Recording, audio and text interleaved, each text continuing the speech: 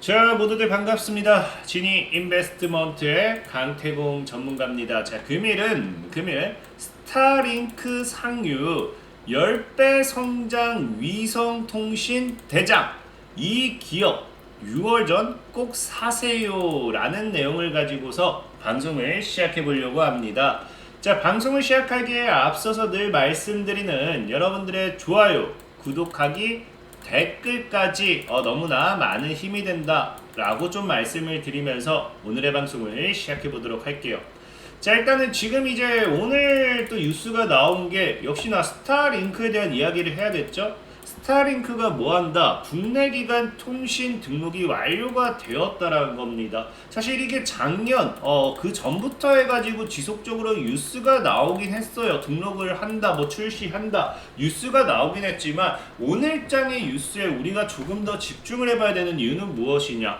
국내 기관 통신 등록이 완료가 되었기 때문에 이제는 뭐 할 수밖에 없다. 완료가 됐으면 서비스를 출시를 해야겠죠. 그래서 서비스 출시 관련되어 있는 서비스 출시 이슈로서 하반기에 예상이 된다라고 하면서 제가 방금 이제 6월 전 꼭 사라는 이유는 역시나 6월 7월이 넘어가게 되면 이제 하반기로 접어들겠죠. 뭐 7월이 될지 8월이 될지 9월 10월 11월 12월 뭐 사실 연말 정도까지는 봐야 될 것 같지만 어쨌든 그럼에도 하반기가 언제가 될지 확정적이진 않기 때문에 어찌됐든지 이 하반기라는 이슈를 가지고서 우리가 지속적으로 뭐가 될 수 있다. 이게 시장의 모멘텀이 되기에는 충분하다라는 거죠. 자, 그러한 관점에서 봤을 때 저는 뭐 해야 된다? 이 스타링크 관련되어 있는 이 수혜주를 여러분들이 좀 찾아봐야 되지 않을까 좀 생각을 해보는데 사실상 많은 사람들이 이 스타링크 관련되어 있는 이런 거를 이야기한다라고 하면은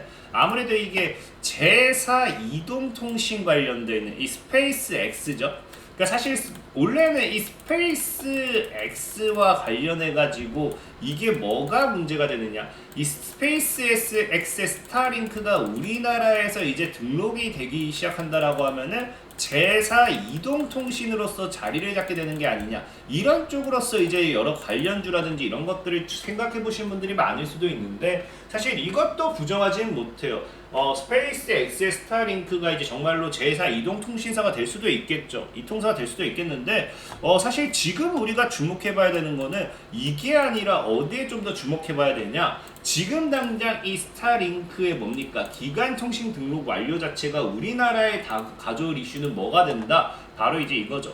위성 통신 시대를 여는 이게 스타트가 될 수도 있다라는 거죠. 여러분들 늘 얘기하지만 이 전기차도 그렇고요. 그 다음에 뭐 로봇도 그렇고요. 이런 이 미래 기술들이 늘 이 스타트가 되었을 때는 뭐가 된다? 이때가 최저입니다. 최저. 역시나 미래 가치가 반영되기 전 스타트하는 지점이기 때문에 이 위성통신 시대를 활짝 여는 이 이슈가 나와준 지금이 저는 이제 여러분들이 향후 5년, 10년 내를 본다라고 하면은 위성통신 관련되어 있는 모멘텀으로서는 지금이 뭐다? 최저 매수 기회가 될 수밖에 없겠다라고 좀 말씀을 드리고 싶은 거고, 그러다 보니까 지금 뭐예요? 스페이스 X의 스타링크 관련되어 있는 모멘텀이 새로운 이동통신사가 생긴다, 이통사가 생긴다, 이게 중요한 게 아니라 뭐가 중요하다? 이제 위성통신 시대로서의 이런 새로운 먹거리가 다시 한번 생기게 된다라는 겁니다. 자, 그리고 사실 이게 스타링크가 아니다 하더라도 스페이스 X가 아니다 하더라도 우리가 이 위성통신이라는 이 단어, 이 위성통신에 우리가 이 확실하게 여기를 중점적으로 우리가 좀 더 분석을 해봐야 되는 이유가 뭐냐고 하면은, 여러분들이 오늘 또 뉴스를 보셨는지 모르겠지만 오늘 사실 이 스타링크 관련되는 이슈와 동시에 같이 나온 뉴스가 뭐냐고 하면요, 이제 이거죠. 하늘을 나는 자동차가 이제 현실로 다가온다. 그러면서 내년에 한강에서 뜬다라고 하죠. 이 한강 위를 날아다니는 자동차, 우리 흔히 얘기하는 드론 택시 이런 것들, 우리 뭐를 드론 택시를 이야기한다고 하면은 UAM 시스템이라고 하죠. UAM. 그래서 예전에 이제 잠시 UAM이 이슈가 되긴 했었는데 우리가 이제 뭐 여의도에서 뭐 경기도 뭐 이런 것들, 그러니까 서울에서 경기까지 30분이면 오갈 수 있는 우리가 미래형 또 하나의 교통수단 중에 또 하나 뭡니까? 하늘을 나는 자동차, 하늘을 나는 택시, UAM 시스템이라고도 이야기를 하는데, 어쨌든 이것이 지금 내년에 한강에서 뜬다라고 하면은 이게 또 뭐가 됩니까? 내년까지 기점으로 해가지고 슬슬 이슈가 되기에도 충분하거든요. 근데 어쨌든 중요한 게, 갑자기 제가 이 얘기를 왜 해? 라고 할 수 있는데, 이 UAM이라는 건 역시도 핵심이 뭡니까?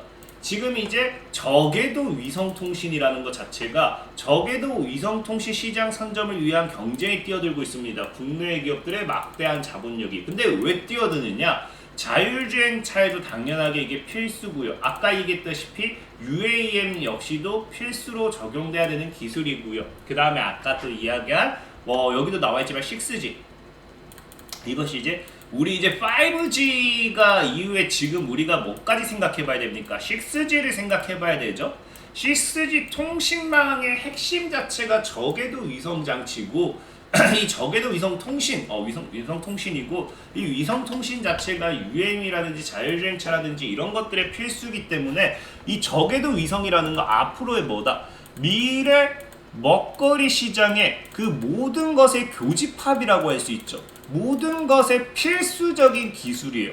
자, 그렇기 때문에 이 저궤도 위성 통신 자체를 지금 우리가 이제 여러분들 2차 전지 내가 3년 전에 살 수 있었다면은, 4년 전에 살 수 있었다면은, 뭐 이런 내용, 이런 생각을 많이 하잖아요. 그거와 마찬가지로 미래 6G를 이용한 저궤도 위성통신에서 자율주행차, UAM, 기타 등등 이 모든 것에 이 위성통신이 핵심이 돼준다라고 하면은 2차 전지 이상 성장할 수 있는 이 먹거리 시장이 뭐다? 위성통신이라는 거겠죠. 실질적으로서 이 위성통신의 시장 규모를 본다 하더라도 지금 이제 아마존이나 스페이스X도 하늘 위 통신 위성 붐빈다라고 하는데, 이 모건 셀리 같은 경우는 이 시장 규모를 얼마까지 예상하느냐? 543억 4,600만 달러, 약 64조입니다. 사실 64조 규모도 작은 규모는 아니에요. 근데 이 64조의 규모에서 얼마까지? 692조로 규모만 본다 하더라도 약 10배가량 커진다라는 거거든요. 그러면서 보면은 전체 위성 산업 중에서 위성 통신 분야가 몇 퍼센트, 절반에 이른다고 보기 때문에 이 위성 통신이라는 것, 이 시장 규모 자체, 이 앞으로의 성장성을 봤을 때 뭐가, 지금 여러분들이 무시할 게 아니라 우리가 뭐 해야 된다? 저가 매수 기회로 오히려 노려봐야 된다는 거죠. 오늘만 살 게 아니라 미래를 위한 투자를 한다라고 하면 저는 위성통신 여러분들이 충분히 눈여겨봐야 된다라고 좀 말씀을 드리고 싶고, 이런 위성통신 관련되어 있는 종목, 위성통신 관련되어 있는 이슈, 그렇기 때문에 사실 이 스페이스X의 스타링크가 국내 기간 통신 완료가 됨으로 인해 가지고 앞으로의 시장은 더 뭐 할 수밖에 없습니까? 나오다시피 국내 진출 통해서 이제는 시장의 경쟁성, 경쟁 예고라는 경쟁 예고, 그러니까 지금 뭡니까? 여기에 대한 시장을 선점하기 위해서 기존에 이제 여러분들 아는 다른 3사라든지 이런 통신 사업이라든지 아니면 저궤도 위성 통신 관련되는 사업을 하는 기업들이 뭐 할 수밖에 없어요.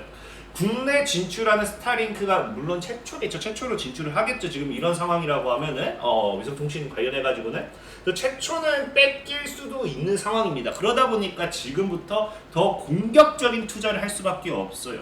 아무래도 시장의 점유율을 가지고 가야지만 그 기업의 먹거리, 실적 이런 것들이 따라올 수 있기 때문에, 그렇기 때문에 지금 앞으로 기대되는 게 뭐다? 스타링크의 국내 진출을 통해 가지고 앞으로의 기업들의 공격적인 투자, 공격적인 투자란 건 말 그대로 돈을 갖다가 쓴다라는 거겠죠. 그러면 당연히 여기에 관련되어 있는 모멘텀의 종목들이 가파르게 상승할 수 있는 실적 모멘텀이 되었던지 기술적인 부분에 있어가지고 협력 이런 것들 이 모멘텀이 된다든지, 그래서 위성통신 관련되어 있는 시장을 지금부터는 좀 눈여겨봐야 된다 라고 좀 말씀을 드리는 거예요. 근데 이 위성통신 관련해가지고 종목들이 사실 굉장히 많아요. 사실 항공산업, 우주항공기술 이런 애들은 거의 다 위성통신이거든요. 사실 뭐 지금 뭐 아마 제가 봤을 때 위성통신 대장은 인텔리안 테크가 되지 않을까 좀 생각을 해요. 위성통신 안테나 최강자로 발돋움하면서 얘 같은 경우 사실 최근에 이제 뭐 유상증자 이슈로 급락도 나오긴 했지만 전체적으로 차트적인 분위기라든지 시가총액 이런 것들을 봤을 때 여기도 보다시피 시장 점유율 1위 뭐 얘기할 만큼 인테리안 테크가 뭐 1위가 되지 않을까 좀 생각을 해보고 있습니다. 그게 아니어도 사실 뭐 제노코 같은 기업도 과거에 적에도 위성통신은 얘네가 경쟁력 있다라고 하면서 실질적으로 머스크 스페이스의 X도 뛰어넘는다라는 이야기를 할 만큼 국내 기업에서도 사실 관련되어 있는 기술 이런 것들을 보유한 기업들이 사실은 많아요. 그렇기 때문에 충분히 얘네들 관련해가지고 매수를 해봐도 괜찮은데 저는 좀 다르게 보고 싶은 게 일단은 우리나라 국내 기업 항공우주통신 산업을 본다고 하면 제너코, 인텔리안테크 외에도 뭐 LP 위성이라든지 뭐 굉장히 많습니다. 이름부터 위성이잖아요. 아니면 그 뭐야 갑자기 이름이 기억 안 나네. 어쨌든 이 관련되는 종목들이 굉장히 많아요. 많은데 문제는 지금 아까 얘기했다시피 어찌됐든 우리는 이 스페이스 X를 통해 가지고 뭐가 된다? 스타링크가 국내에서 이제 상용화가 되기 시작한다는 거죠.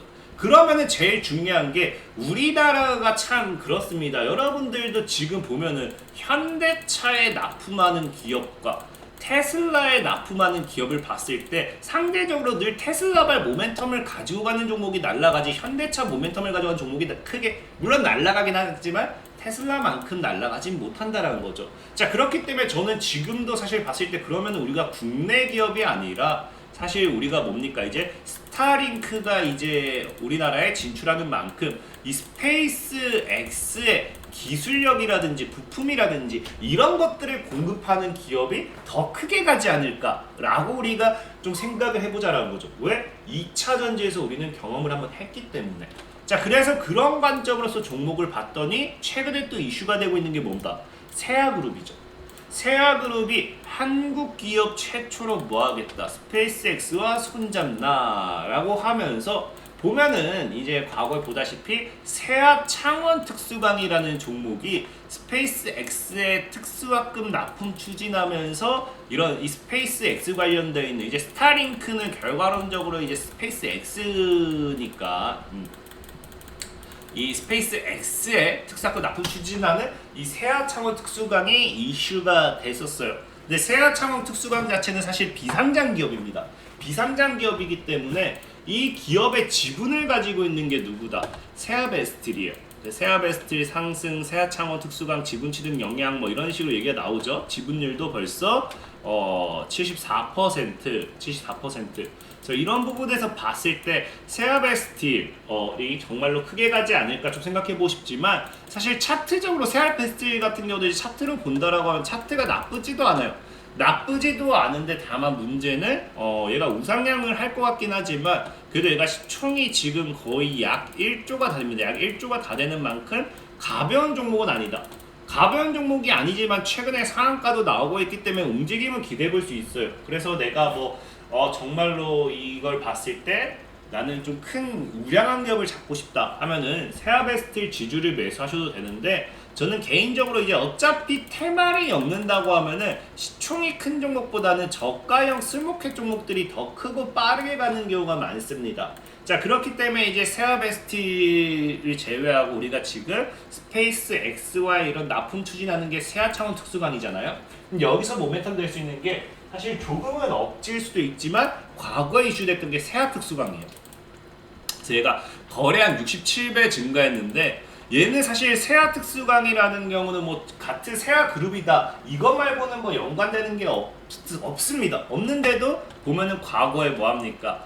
세아 창원 특수강이 네옴시티 프로젝트에 참여할 것으로 알려지면서 세아 특수강이 급등했다. 실질적으로 세아 창원 특수강, 그러니까 창원이 이게 사이에 있고 없고인데 이 창원 특수강이 이슈가 되면은 늘 그냥 급등했던 게 세아 특수강이에요. 자, 그렇기 때문에 이런 관점으로 봤을 때 차트적으로 봐도 시가총액이 1000억대 정도로서 차트가 이제 지금 여기서 이제 뭡니까 물량 소화 한번 해주고 조정 나와주고 이렇게 짚고 간다라고 하면은 19,000원을 뚫어내면서 강하게 시세 차익을 노려볼 수 있지 않을까 하면서 이 오늘 여러분들에게 소개시켜드릴 종목은 세아 특수광이다 라고 좀 말씀을 드릴게요.